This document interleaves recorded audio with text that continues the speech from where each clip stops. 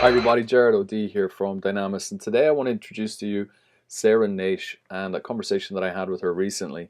Sarah is an author and an expert on therapeutic parenting, and we've been working together for a while on strategies for parents who are at home and have to deal with managing violent behavior from children. Now, Sarah, as you can see, has been publishing books for many years now, which are really useful for both parents and children to understand the very powerful feelings that can emerge when a child who's got a traumatic background or has experienced real adversity as they've been developing can present with behaviors that are very difficult for adults and parents to understand and deal with. And that's really why I think this is going to be interesting for you today. Some of our teaching colleagues and our schools are going to be really interested in what is going on here. Now, most recently, Sarah's published the A to Z of Therapeutic Parenting Strategies and Solutions. This is a fantastic resource in a fantastic format, which should help anybody dealing with these kinds of behaviors to go and get strategies really easily and quickly and be able to put their hands on something that might be helpful. And as you can see here, the reviews from people who are actually using these strategies and going to look for therapeutic approaches to dealing with the behaviors they're managing with the children. The reviews are just fantastic. People are finding this such a great resource, and that's one of the reasons I wanted you to meet Sarah in this conversation today. Without further ado, I'm going to start rolling this conversation that I had with Sarah recently. I hope you enjoy it, and I'll come back to you briefly when this conversation is over. This isn't a formal training thing or anything like that, so don't panic, everyone. You don't have to get your pens and papers out. We're going to have our cups of tea and just have a chat. I just want to really let you know about some of our very exciting work we're doing around managing violent behaviour, and in particular around what we can offer schools. So, Gerard, do you want to kick off? Sure, yeah.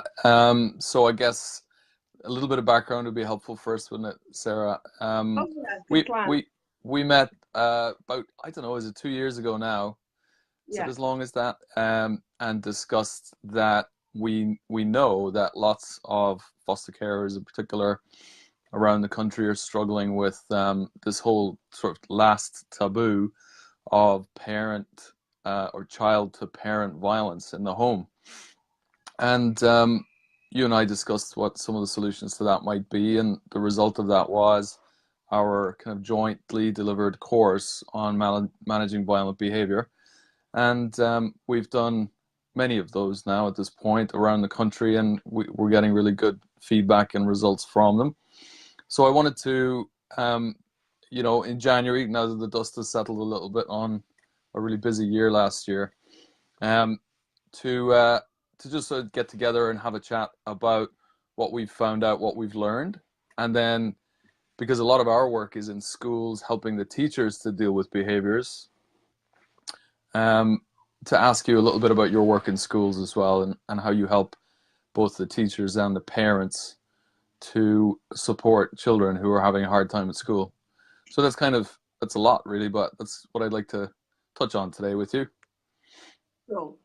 Well, we've been doing a lot of work with schools. It's become increasingly needed. I would say over 50% of the inquiries we get are around schooling, school issues, particularly parents trying to manage schools. And on the other hand, Inspire Training go out and do a lot of training to schools. I'm doing a conference next week to some head teachers. So schools are really struggling to manage the children's behaviour in schools. A lot of them don't use therapeutic parenting techniques, and some are attachment aware and some aren't. On top of that, of course, there's a big conflict between what the schools are doing and then what therapeutic parents are doing at home. So we know from the courses we've run in managing violent behaviour, because we use therapeutic parenting techniques, we know that it's very, very effective and parents are feeling much more empowered.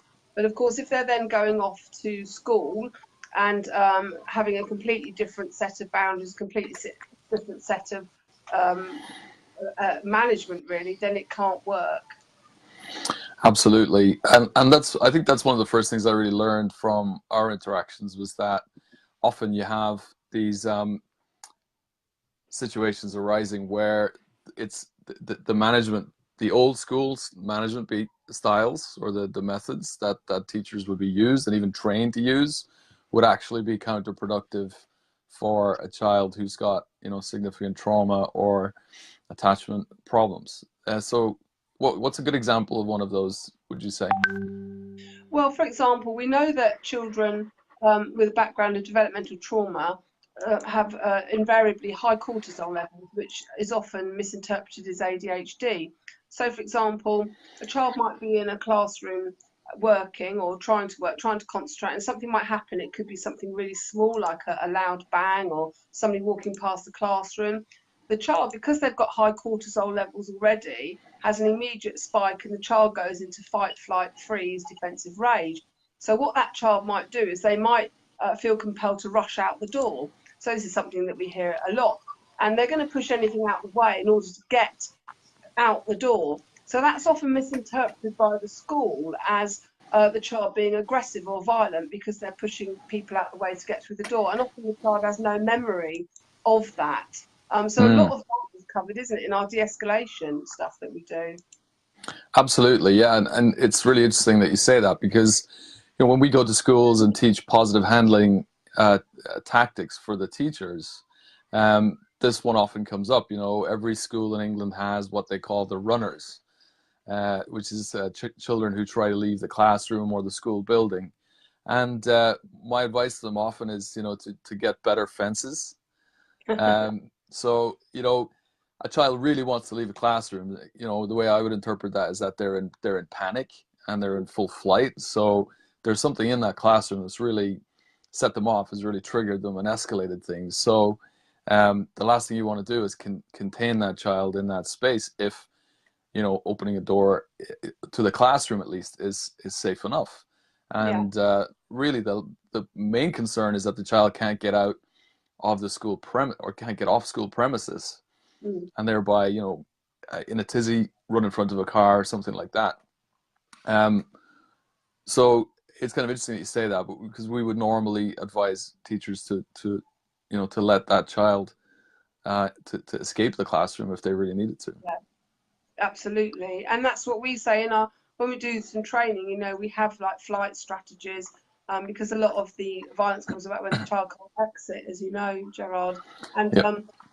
we give a lot of very simple strategies in our training with schools. We give a lot of simple strategies around, because I think often schools are told what they can't do and they're not Hmm. told what they can do. That's the problem.